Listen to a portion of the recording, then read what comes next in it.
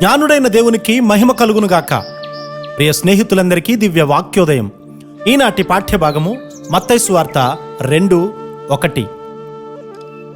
రాజైన హేరోదు దినములయందు యూదయ దేశపు బెత్లెహేములో యేసు పుట్టిన పిమ్మట ఇదిగో తూర్పు దేశపు జ్ఞానులు యెరూషలేమునకు వచ్చిరి.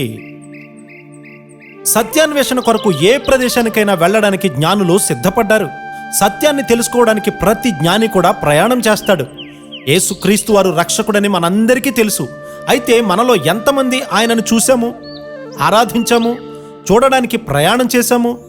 యేసుక్రీస్తు రక్షకుడని ఎవరో చెప్తే నమ్మాము, కానీ ఆయన సన్నిధికి మనం ఎప్పుడూ కూడా వెళ్ళలేదు. నీవు ఆయన సన్నిధికి వెళ్ళినప్పుడు మార్పు చెందుతావు. ఈ జ్ఞానులు పర్వతాలను, నదులను దాటి వచ్చారు. వారు ధనికులు. వారు సుఖంగా ఇంట్లో కూర్చొని ఉండవచ్చు. యేసయ్యను చూడడానికి ఎప్పుడైనా కూడా నీవు ప్రయాణం చేశావా? యేసయ్యను ఆరాధించడానికి యవనస్తుల కోటాలలో ఎంతో దూరం ప్రయాణం చేసేవాడిని. అయితే అక్కడ యేసుక్రీస్తు వారిని చూడలేకపోయాను. చాలాసార్లు మన కోటాలకు వెళ్ళవచ్చు, కానీ అక్కడ యేసుక్రీస్తు వారిని చూడలేం. జ్ఞానులు ఒంటెపై ప్రయాణం చేశారు. ఒంటెపైకి ఎక్కితే అది మాత్రమే దూర ప్రాంతాలకు తీసుకొని వెళ్ళగలుగుతుంది. అలాంటి అద్భుత జంతువు అది. అది త్వరగా నదులను దాటగలుగుతుంది, కొండలను ఎక్కగలుగుతుంది, సమభూమిపై నిలకడగా నడవగలుగుతుంది, మార్గము వెంబడి నిలకడగా నడవగలుగుతుంది. నీ ప్రయాణాన్ని ఆరంభించావా? అనేకులు ప్రయాణాన్ని ప్రారంభించారు, కానీ దేవుణ్ణి అంత తేలిగ్గా చూడలేకపోయారు.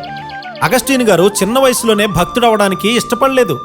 ఒక పాపం తర్వాత మరొక పాపంలోనికి వెళ్తూ ఒక స్త్రీతో గడిపేవాడు. తల్లి ఆయన కొరకు ప్రార్థిస్తూ ఉండేది. అతడైతే మొదటి స్త్రీని వదిలివేసి మరొక స్త్రీతో ఉండేవాడు. ఈరోజు కాదు, రేపు దేవునికి లోబడతాను అంటూ చెప్పేవాడు. అయితే ఒకరోజు రేపు కాదు ప్రభువా, ఈరోజే, ఇప్పుడే, ఈ క్షణంలోనే నీవు నాకు కావాలి అని మొర్రపెట్టాడు. నీవు యేసయ్యను కనుగొన్నావా? యేసయ్యను చూడాలనుకున్నవారు అనేక నిరుత్సాహ లోయల ద్వారా వెళ్ళవలసి ఉంది. అనేకులు నిన్ను నిరుత్సాహపరుస్తారు. జ్ఞానులైతే నక్షత్రాన్ని చూసుకుంటూ వెళ్ళారు. ఎందరో వారిని నిరుత్సాహపరిచి ఉంటారు, కానీ వారు ముందుకు సాగారు.